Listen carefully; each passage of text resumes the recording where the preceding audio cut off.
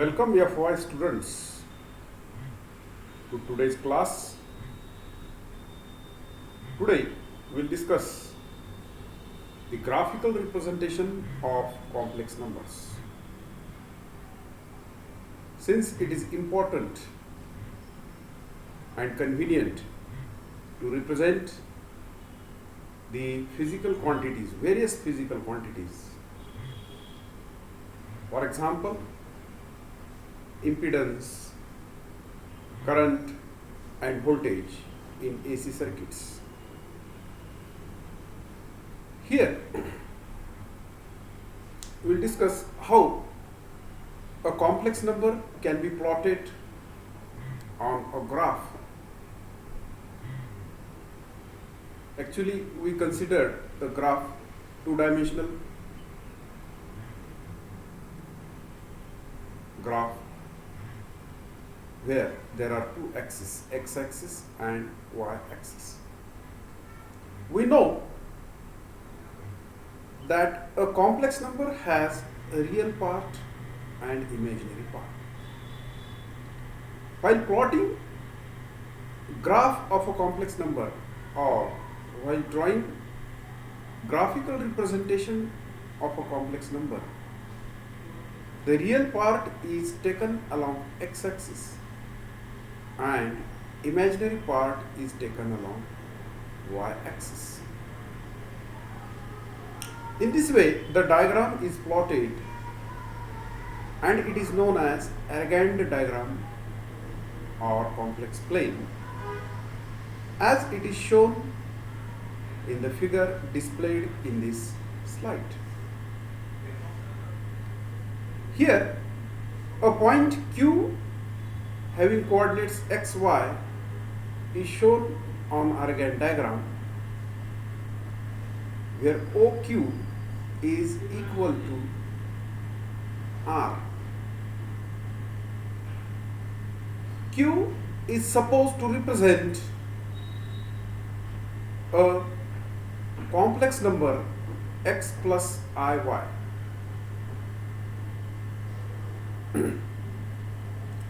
The x-axis, the real part is along x-axis, and hence the x-axis is called real axis or axis of reals. While the imaginary part is taken along y-axis, thus y-axis is imaginary axis or axis of imaginaries. It is important to note that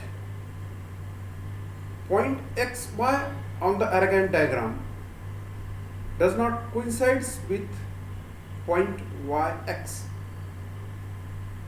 except a special case where x equal to y. It is because the first coordinate represent real part, while second coordinate along y-axis represent imaginary part. So in this way, x, y is not equal to y. X, y does not represent or does not coincide with yx. If x is equal to y, then it is possible that xy coincides with point yx. The point Q on the Argand diagram can be represented by considering unit vectors along x-axis and y-axis, and in this way it can be represented as vector r equal to xi plus yj. Now look at the figure. Here OQ is equal to R. And what is R? It is simply equal to x square plus y square. Since the plotted two-dimensional figure OQX, it is simply a right angled triangle, And in this way, by applying Pythagoras theorem, we find that OQ square is equal to OX square plus XQ square. And in this way, OQ square is equal to X square plus Y square, or simply OQ, that is R, it is equal to square root of X square plus Y square, or X square plus Y square whole bracket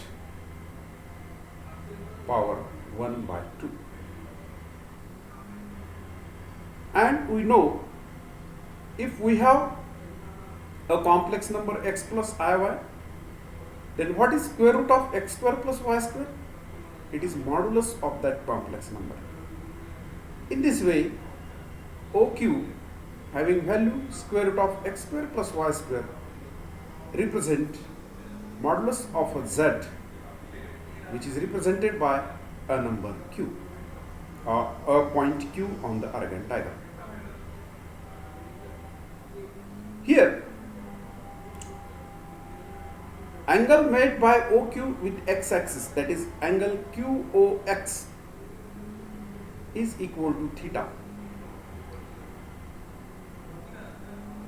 So since QOX is equal to theta, we can represent OX as OQ into sin theta, that means R sin theta. Similarly, we can represent QX or YO or OY as OQ into sin theta, that is R sin theta. So in this way, X is written as R cos theta, while coordinate Y, or number Y in the complex, the imaginary part Y in the complex number x plus iy is represented as R sin theta. So real part x is equal to R cos theta, imaginary part y equal to R sin theta. So these are called as polar coordinates. R and theta are called as polar coordinates. And in terms of these polar coordinates, the complex number z is written as z equal to x plus iy, that is R cos theta plus IR sin theta. If we take R common, it is R in bracket cos theta plus I sin theta. Now why we take R common? Because cos theta plus I sin theta is simply exponential of I theta, e to the power I theta. So it is z, which is equal to R in bracket cos theta plus I sin theta, or R into exponential of I theta, exponential form or polar form of a complex number.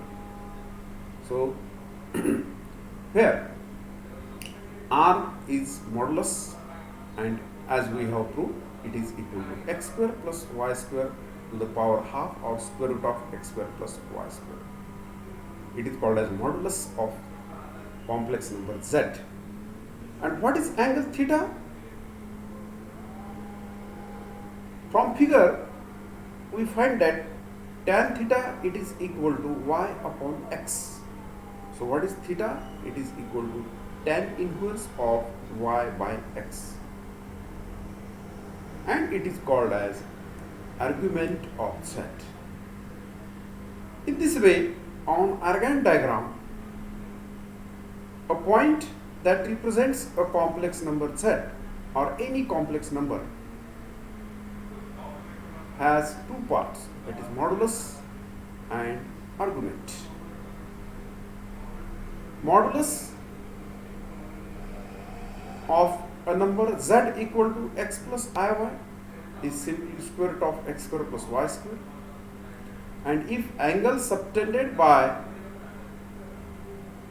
the vector represented by a point is theta with x axis, then theta equal to tan inverse of y by x. and it is called as argument of complex number Z, where r and theta are known as polar coordinates of point Q. Theta is argument and r is modulus, and these are collectively known as polar coordinates of a point on Argand diagram. Now, what about Argand diagram of a complex conjugate or conjugate of a complex number? Look at the diagram shown here in this figure on this slide. Here we have shown a new point Q dash or Q prime, and it represents a conjugate of complex number Z that is equal to x plus iy. That means it represents Z bar that is equal to x minus iy, or simply Z bar is equal to r into e raised to minus I theta. Simply we have to change the sign of I. So in this way, what is e raised to I theta? Or in this case, e raised to minus I theta, it will be cos theta plus I sin minus theta. So in this way, r cos of minus theta and I r sin of minus theta. Since cos of minus theta is equal to cos theta, so we can write it simply as first term as r cos theta. What about sin minus theta? It is equal to minus sin theta, since it is odd function. So we can write second term as minus I r sin theta, and in all we have Z bar equal to r cos theta minus I r sin theta. Thus Z bar, which is conjugate of Z, appear on an Argand diagram as a conjugate pair as it is shown in the figure. In other words, the Z represented by point Q and Z bar represented by point Q dash or Q prime are mirror images of each other, where x-axis or axis of real or real axis work as a mirror.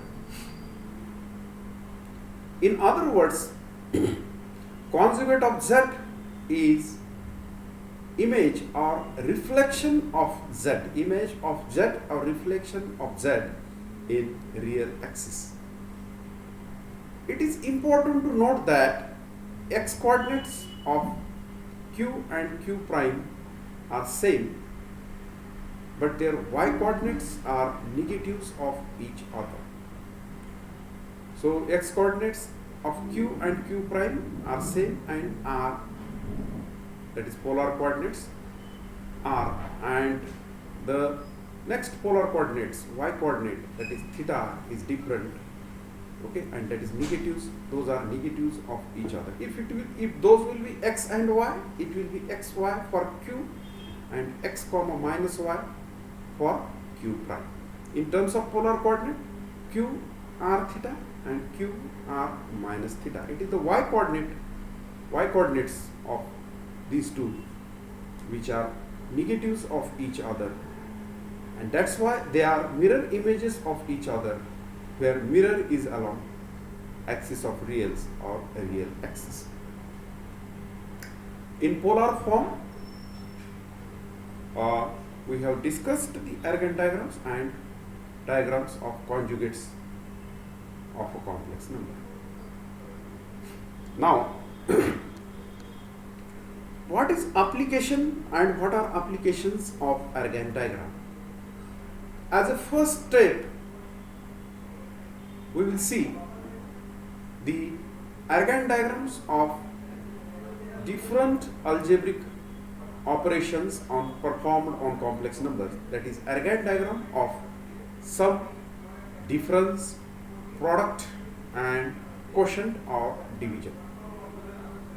First of all, we'll discuss the geometrical representation of sum or Argand diagram of addition or summation of two complex numbers.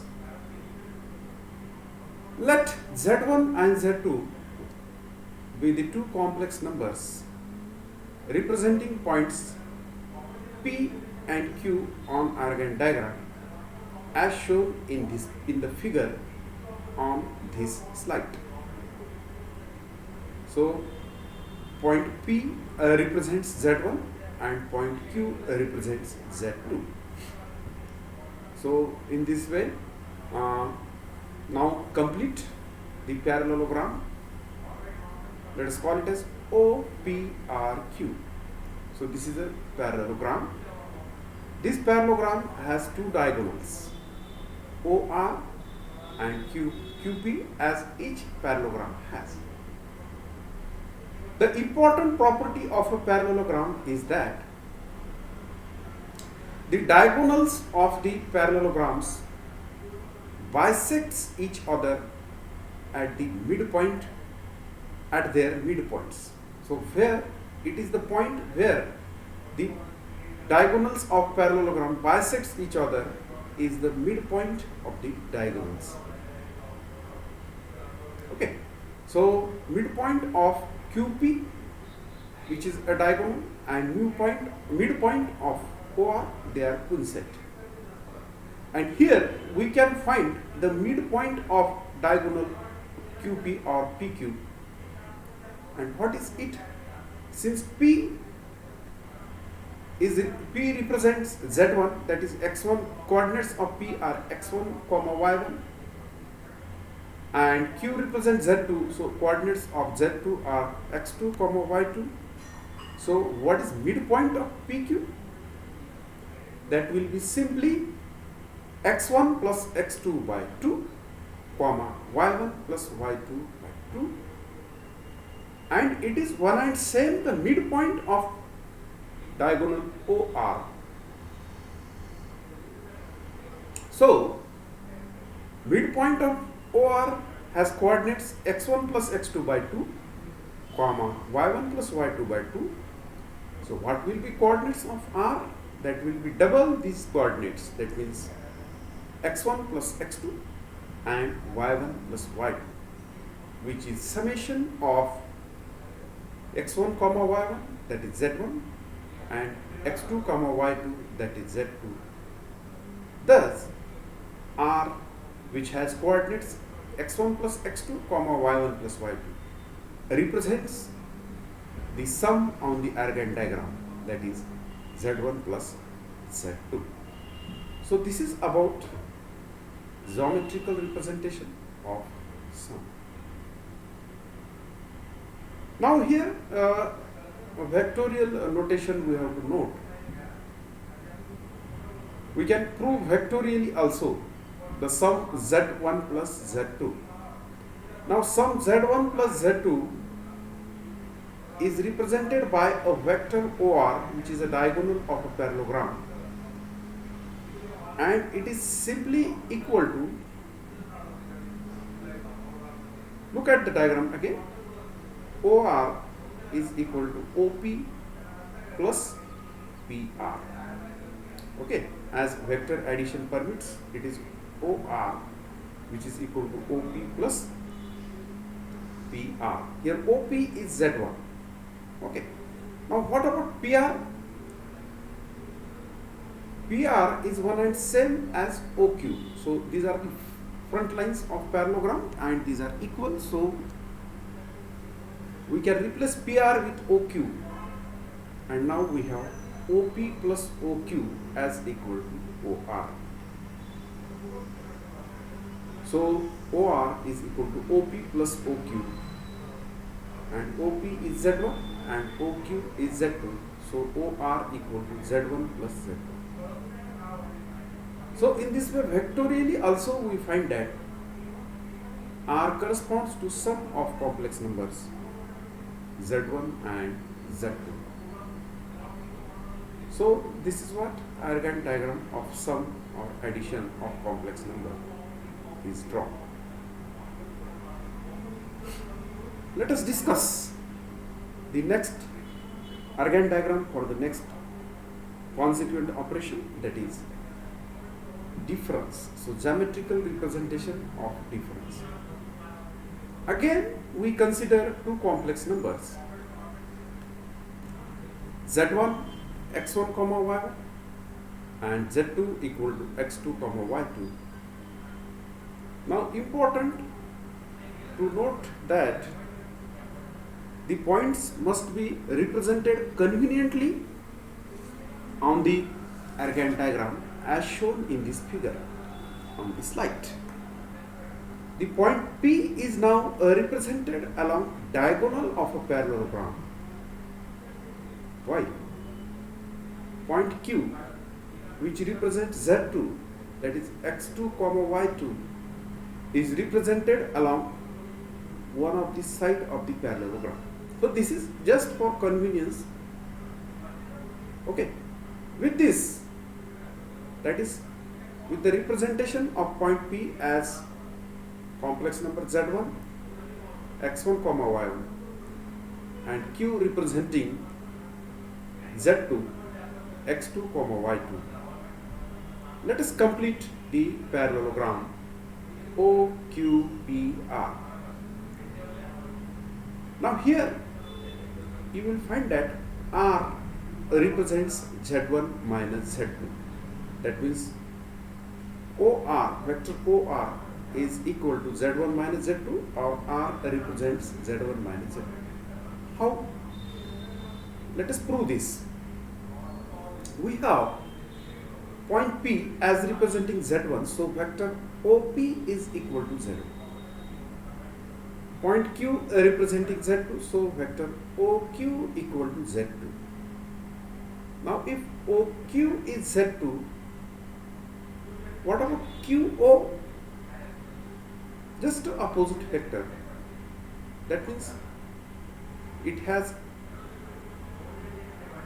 if OQ is z2, then QO with negative sign, that is minus z2. So QO equal to minus z2. Now let us perform the addition. OP plus QO. Now what is OP? Z1. And what is QO? Minus Z2. Now since it is a parallelogram,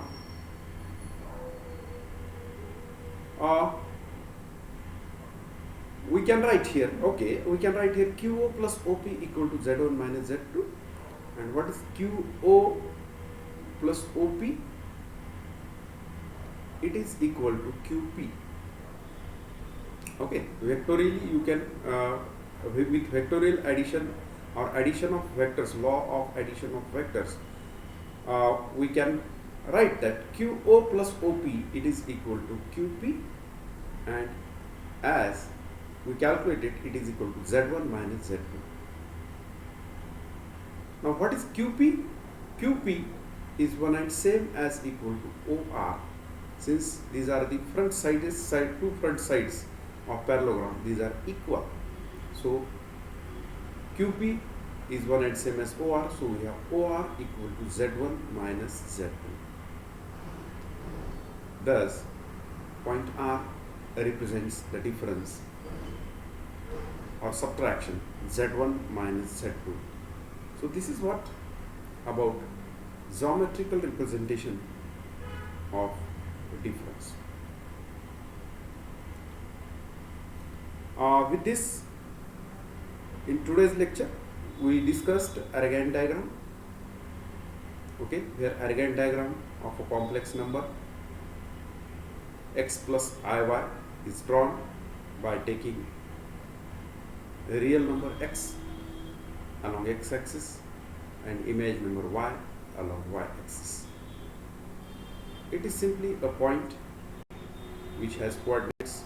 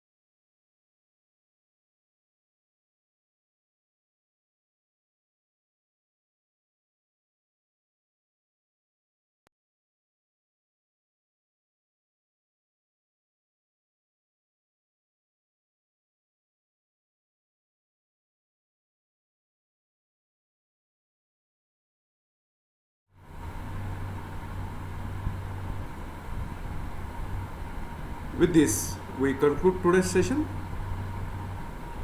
Thank you. Thank you very much.